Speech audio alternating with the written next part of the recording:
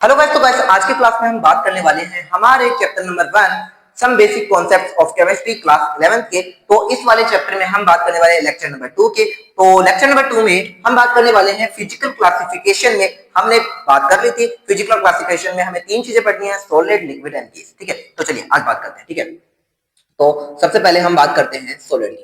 किसकी बात करेंगे बेटा? सॉलिड की।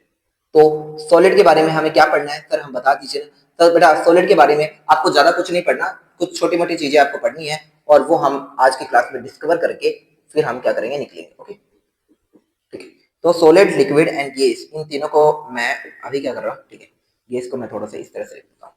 ठीक है, सॉलिड, लिक्विड एंड गैस। ठीक है, सबसे पहले मैं सॉलिड की बात करता हूँ। तो बेटा जनरली आप हम बात करने वाले हैं किस पे, इसके शेप के बारे में और वॉल्यूम के बारे में। ठीक है, तो अगर मैं बात करूं सॉलिड की, तो आपको पता है इसकी शेप कैसी होती है सर? डेफिनेट शेप होती है। तो मैं कह सकता हूं इट हैज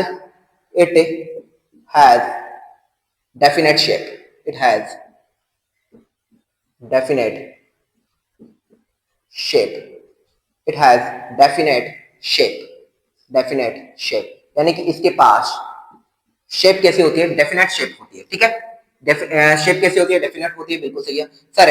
और अगर मैं इसकी वॉल्यूम की बात करूं तो इसका बेटा वॉल्यूम भी क्या होता है? डेफिनेट होता है। तो it has also definite volume. Definite volume.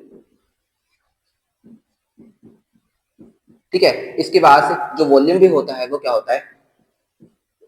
Definite होता है। ठीक है, it has also definite volume, या फिर इस तरह से it has definite volume also. ठीक है, it has definite volume also.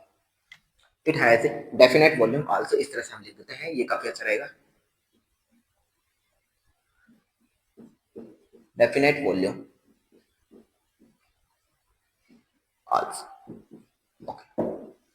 बहुत बढ़िया। ठीक है, तो इस तरह से हमने लिख दिया। अब यही बातें हमें यहाँ पे करनी है। ठीक है, तो सबसे पहले हम बात करेंगे कि सॉलिड के पास हमें पता है सर इसकी डेफिनेट शेप होती है और इसका वॉल्यूम भी डेफिनेट होता है। बट अगर लिक्विड की बात करूं तो आपको पता है सर, हम अगर लिक्विड की बात करें तो सर अब इसकी जो कह सकते हैं इसकी जो शेप होती है सर वो डेफिनेट नहीं होती, क्योंकि अगर आप इसे एक गिलास में डालोगे तो इसकी शेप चेंज हो जाएगी, और आपको पता है अगर आप इसे एक टब में डालोगे तो इसकी शेप चेंज हो जाएगी। लेकिन इसका जो वॉल्यूम है सर वो तो डेफिनेट होता है। हाँ सर, वो तो डेफिनेट होता है कि आप जितना अमाउंट ऑफ वॉल्यूम लेंगे वो तो उतना ही रहेगा ना। ऐसा तो होगा नहीं कि वहां से कुछ और हो जाए, ऐसा कुछ नहीं होना। तो हम कह सकते हैं sir it has not definite volume. ठीक है, it has not definite volume, इसके पास डेफिनेट वॉल्यूम नहीं होता। ठीक है, it has not definite volume but has definite shape.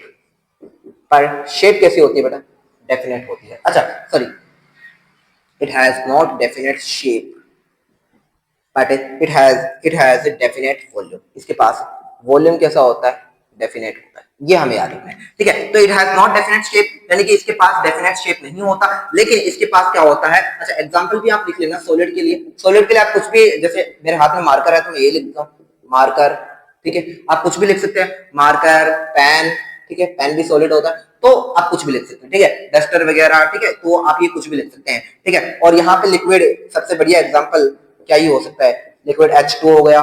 ठीक है, और ऑयल हो गया। तो इस तरह से आप एग्जांपल लिख सकते हैं। ओके, ठीक है, तो आप ये एग्जांपल भी लिख सकते हैं। ठीक है, लास्टिंग। ठीक है, तो लास्टिंग गैस है। गैस को तो आपको पता ही सर, इसके पास शेप भी डेफिनेट नहीं होती और इसका वॉल्यूम भी डेफिनेट नहीं होता। तो सर हम बात कर लें it has not definite shape and also. ठीक है, और ठीक है, and also it has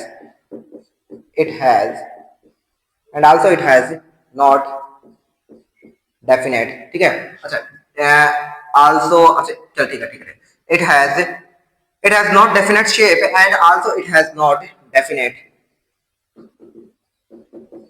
volume. ठीक है, तो ये आपको लिख लेना। ओके, ठीक है, तो इस तरह से आप लिख लेना। ठीक है, तो यहाँ पर मैं एग्जांपल लिख रहा हूँ गैस में, जैसे नाइट्रोजन गैस हो चुकी है, हाइड्रोजन गैस हो चुकी है, ठीक है, और ऑर्गन गैस हो चुके, तो इस तरह से गैस होती हैं, तो आप इसे लिख लेना, ठीक है। तो मैं क्या करना चाहता हूँ कि सर हमने शेप की बात, शेप और वॉल्यूम के बेस पर हमने सॉलिड, लिक्विड एंड गैस को हमने क्लासिफाई कर दिया। तो सॉलिड के अंदर हमने पढ़ा कि सर इसके पास डेफिनेट शेप होता है और डेफिनेट वॉल्यूम होती है। सर लिक्विड की हमने बात की तो यहाँ पर डेफिनेट शेप नहीं होती लेकिन डेफिनेट वॉल्यूम होता है। लेकिन सर गैस की हम बात करें तो ना तो इसके पास डेफिनेट शेप होती है और ना ही इसके पास डेफिनेट वॉल्यूम होता है। एग्जाम्पल के साथ मैंने इसको आपके सामने इसकी बात करी। ओके, मिलते हैं।